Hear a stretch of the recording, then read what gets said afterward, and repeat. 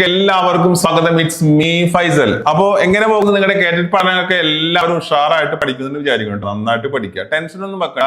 ഉള്ള സമയത്ത് മാക്സിമം വൃത്തിയായി നന്നായിട്ട് പഠിച്ചു. ഓക്കെ, ധൈര്യമായിട്ടിരിക്കും, എന്തായാലും കിട്ടും. കോൺഫിഡൻസോടുകൂടി തന്നെ മുന്നോട്ട് പോകാം. അപ്പൊ ഇന്ന് കേട്ടിട്ടില്ല ഇംഗ്ലീഷിലെ കുറച്ച് ഭാഗങ്ങളാണ് നമ്മൾ ഡിസ്കസ് ചെയ്യുന്നത്. ഒരുപാട് പേര് മെസ്സേജ് ഇട്ടു കേട്ടോ, ഇംഗ്ലീഷിന്റെ ക്ലാസ് കിട്ടും സാർ എന്ന് പറഞ്ഞിട്ട്. കാരണം ഇംഗ്ലീഷ് പൊതുവെ നമുക്കറിയാം K1 വരുന്നത്. അതുപോലെ തന്നെ ഇപ്പോ ലാംഗ്വേജ് സെലക്ട് ചെയ്യുമ്പോൾ മലയാളം, ഇംഗ്ലീഷ്. അപ്പൊ കുറെ ആളുകൾക്ക് മലയാളം ബുദ്ധിമുട്ടായിട്ട് ഇംഗ്ലീഷ് സെലക്ട് ചെയ്യുന്ന ആളുകളുണ്ട്. അപ്പൊ ഇത് എല്ലാവർക്കും കൂടി എല്ലാ കാറ്റഗറികൾക്കും ഉപയോഗപ്പെടുന്ന ഇംഗ്ലീഷിലെ പ്രധാന ടോപ്പിക്കാണ് നമ്മൾ എന്ത് ചെയ്യുന്നത്, ഡിസ്കസ് ചെയ്യുന്നത്. അപ്പൊ ബുദ്ധിമുട്ടില്ലാതെ നമുക്ക് എന്ത് ചെയ്യാം, ഇംഗ്ലീഷിന്റെ മാർക്ക് നേടിയെടുക്കാം. വളരെ വളരെ പ്രധാനപ്പെട്ട 2-3 ടോപ്പിലേക്ക് പോകാം. ഓക്കെ ആണല്ലോ? അപ്പൊ കൃത്യമായിട്ട് ക്ലാസ് കാണുക, എന്നിട്ട് ലൈക്കും കമന്റ്സ് ഒന്നും അറിയിക്കാൻ മറക്കരുത് കേട്ടോ. അപ്പോ നമുക്ക് ഒന്നാമത്തെ ടോപ്പിക്കിലേക്ക് പോണേക്കാൻ മുമ്പ് ചോദ്യം ഞാൻ ഇവിടെ ഇടാം. I would rather dash the movie at home എന്നുള്ളത്. Watch none of these. ഞാൻ ഇതിന്റെ ആൻസർ വെറുതെ പോയി പറഞ്ഞിട്ട് കാര്യമുണ്ടോ? ഇല്ല. ഇതുപോലെ ആയിരിക്കണം എന്നില്ലല്ലോ വരുന്നത്, ഇതേ എക്സാമ്പിൾ ആയിരിക്കണം എന്നില്ല. സോ നമ്മൾ അതിന്റെ റൂൾസ് എല്ലാത്തിനും ഒരു ഹോട്ട് പോയിന്റ്സ് ഉണ്ട്. ആ ഹോട്ട് പോയിന്റ്സ് പഠിച്ചിട്ടുണ്ടെങ്കിൽ ഒരു പ്രശ്നമില്ല. ഹോട്ട് പോയിന്റ്സ് പഠിച്ചു കഴിഞ്ഞാൽ ഒരു പ്രശ്നമില്ല. ഞാൻ ആൻസർ പറയുന്നില്ല, നമുക്ക് ഹോട്ട് പോയിന്റ്സിലേക്ക് പോയിട്ട് ആൻസറിലേക്ക് ക്വസ്റ്റിലേക്ക് തിരിച്ചു വരാം. അടുത്ത് നോക്കിയ I would rather you dash before using my computer. ഇവിടെയും ഓപ്ഷൻ വന്നു ആസ്കിങ് പറഞ്ഞിട്ട്. ഇതും ഞാൻ വെറുതെ ആൻസർ പറഞ്ഞ ഒരു കാര്യമുണ്ടോ? ഒരു കാര്യമില്ല. അപ്പൊ നേരെ നമുക്ക് എന്ത് ചെയ്യാം, ഇവിടെ വന്നിട്ടുള്ള വുഡ് റാദർ എന്ന് പറയുന്നതിന്റെ കുറച്ച് ഹോട്ട് പോയിന്റ്സ് പഠിക്കാം. ഹോട്ട് പോയിന്റ്സ് മാത്രം കണക്ട് ചെയ്ത് ഓർത്താൽ ഒരു പ്രശ്നമില്ല കേട്ടോ. അപ്പൊ എന്താണ് ഹോട്ട് പോയിന്റ്സ്, എന്താണ് വുഡ് റാദർ എന്നാൽ?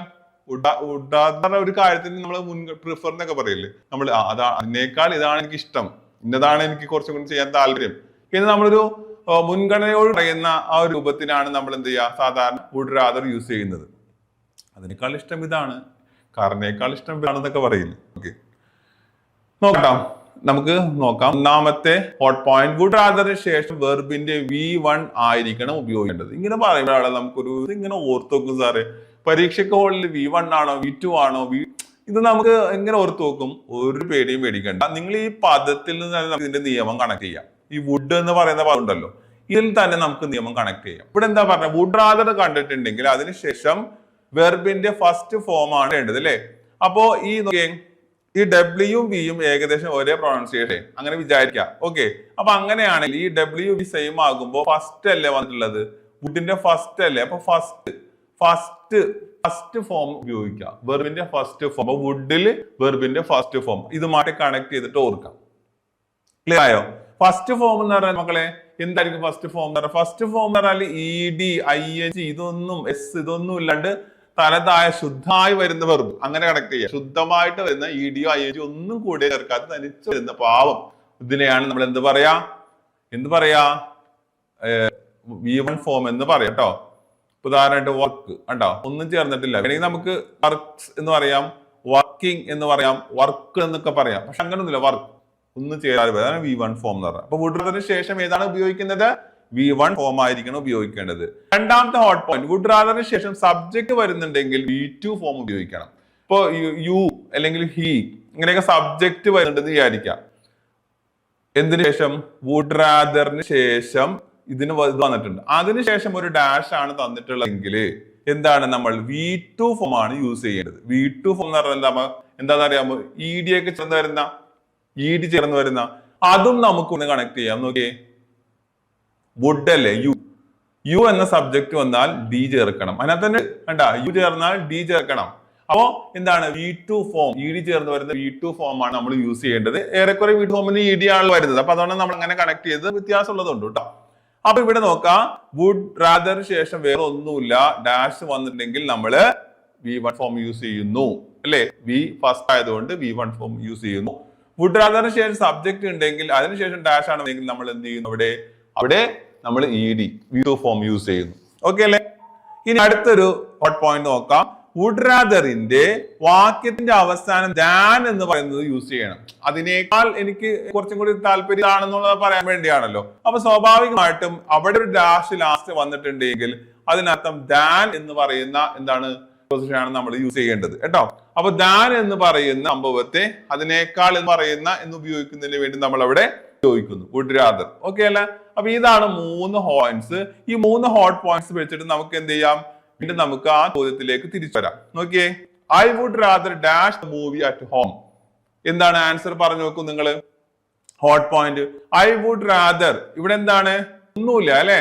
അപ്പോ ഇവിടെ നമ്മൾ എന്താ പറഞ്ഞ V1 ഫോം ഉപയോഗിക്കണം. വി ഫസ്റ്റ് വന്ന ഫസ്റ്റ് ഫോം യൂസ് ചെയ്യണം അല്ലെ.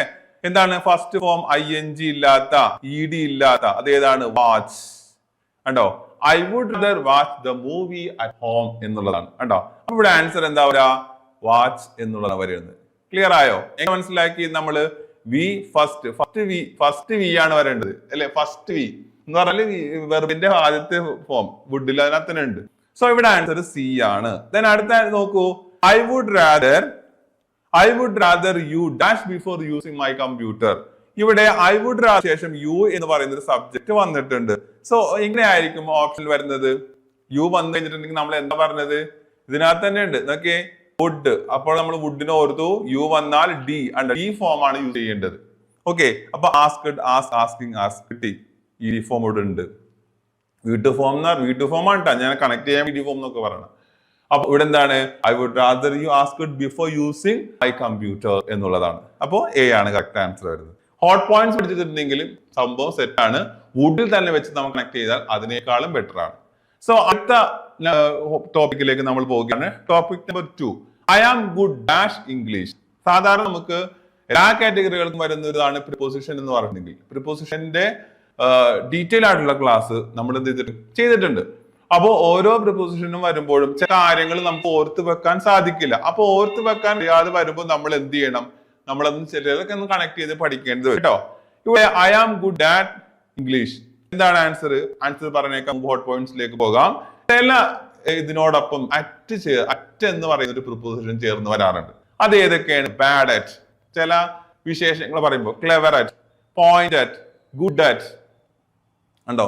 ഇതിനോടൊപ്പം ഒക്കെ വരുന്ന പ്രിപ്പോസിഷൻ എന്താണ്? അറ്റാണ്. സാധാരണ ഒരു പ്രിപ്പോസിഷൻ നമ്മളൊരു അർത്ഥം പഠിച്ചിട്ടുണ്ടാവും. ഇൻ എന്ന് പറഞ്ഞാൽ ഉള്ളിൽ എന്നുള്ളതാണ്, ഓൺ എന്ന് പറഞ്ഞാൽ മുകളിൽ, മേൽ എന്നുള്ളതാണ്. പക്ഷെ അത് കൂടാതെ ചില വെർബിനോടൊപ്പം അവിടെ ചേർന്ന് വരേണ്ട നിർബന്ധമായ പ്രിപ്പോസിഷൻ ഉണ്ട്.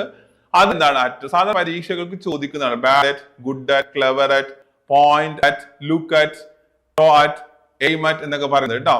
ഇതൊക്കെ എന്താണ്? അറ്റ് ചേർന്ന് വരുന്നതാണ്. അപ്പൊ ഇത് കണ്ടിട്ടുണ്ടെങ്കിൽ, ഈ വെർബുകളിനകത്ത് കണ്ടിട്ടുണ്ട് എങ്കിൽ എന്ത് ചെയ്യാ?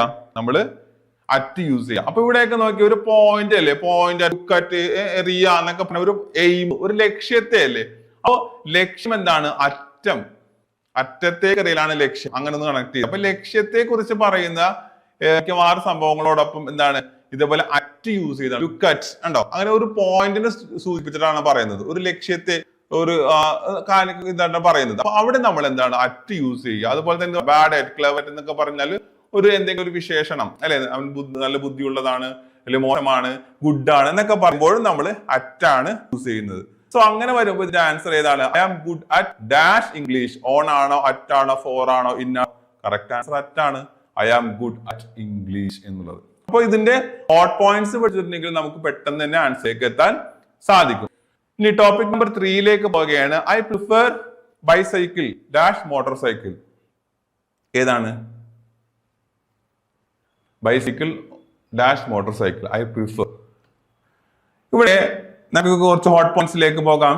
കുറച്ച് നേരത്തെ പറഞ്ഞില്ല, അറ്റ് വന്നെ കുറച്ചുണ്ട്. അപ്പൊ ലക്ഷ്യം, അറ്റം എന്ന് ഓർത്താൻ പറ്റും. അപ്പൊ ലക്ഷ്യം, അറ്റം, അങ്ങനെയാണ് ചെയ്യാം. അതുപോലെ തന്നെ prefer, junior, senior, elder, inferior, superior, prior, injurious, ഇങ്ങനെ കുറെ ചേർന്ന ഒരു സംഭവം ഉണ്ടല്ലോ. അവിടെ നമ്മൾ കൊടുക്കുന്ന പ്രിപ്പോസിഷൻ ഉണ്ട്.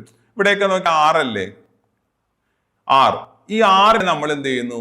ഒരു ടിഒ ചേർക്കുന്നു. RTO നടണ്ടാവില്ലേ, അപ്പൊ RTO ആക്കി. അപ്പൊ ഇതേപോലെ കുറച്ച് ചേർന്ന് വരുന്ന സംഭവത്തിന്റെ ശേഷം ടു എന്ന പ്രിപ്പോസിഷൻ ആണ് വരുന്നത്. എല്ലാത്തിലും ഇർവനോടത്തൊക്കെ ടു വരുന്നു എന്നല്ലാണ്ട് പറഞ്ഞതിന്റെ അർത്ഥം. ഇതേപോലെ സാധാരണ പരീക്ഷകൾക്ക് വരുന്ന കുറച്ച് വേർഡ്സ് ആണിത്. അപ്പോൾ ഇതിന്റെ ഒപ്പം നമ്മൾ എന്താണ് അവിടെ വരേണ്ട പ്രിപ്പോസിഷൻ ഏതാണ്?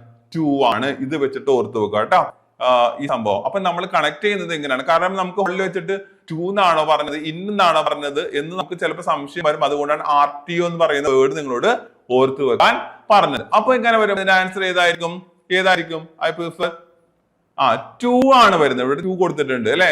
ടു എന്നുള്ള എന്താണ് അല്ലെ, എനിക്ക് മോട്ടോർ സൈക്കിൾ ഞാൻ പ്രിഫർ ചെയ്യുന്നത് എന്താണ്? സൈക്കിൾ ആണ് എന്നുള്ള അർത്ഥത്തിൽ. ഓക്കെ, ക്ലിയർ ആയാലും. അപ്പൊ ഹോട്ട് പോയിന്റ്സ് പഠിച്ചിട്ടുണ്ടെങ്കിൽ കൃത്യമായിട്ടും നിങ്ങൾക്ക് എന്ത് ചെയ്യാൻ പറ്റും, ആൻസർ ചെയ്യാൻ സാധിക്കും. ഓക്കെ, അപ്പൊ ഇന്ന് ഇംഗ്ലീഷിലെ വളരെ പ്രധാനപ്പെട്ട എല്ലാ കാറ്റഗറികൾക്കും വരുന്ന 3 പ്രധാന ടോപ്പിക് നമ്മൾ പഠിച്ചിട്ടുള്ളത്. ഇനിയും ടോപ്പിക്കുകൾ നമ്മൾ വരും, അതുപോലെ തന്നെ ക്വസ്റ്റ്യൻ ആയിട്ടും വരും. അപ്പൊ നിങ്ങളുടെ കമന്റ്സ് അറിയിക്കുക, ക്ലാസ് യൂസ്ഫുൾ ആകുന്നുണ്ടോ, നിങ്ങൾക്ക് മനസ്സിലാകുന്നുണ്ടോ ഒക്കെ താഴെ ഒന്ന് കമന്റ് ചെയ്യാം. അപ്പോൾ പുതിയ പുതിയ ക്ലാസ്സുകളുമായി നമുക്ക് വീണ്ടും കാണാം. അതുവരെ എല്ലാവർക്കും ബൈ ബൈ.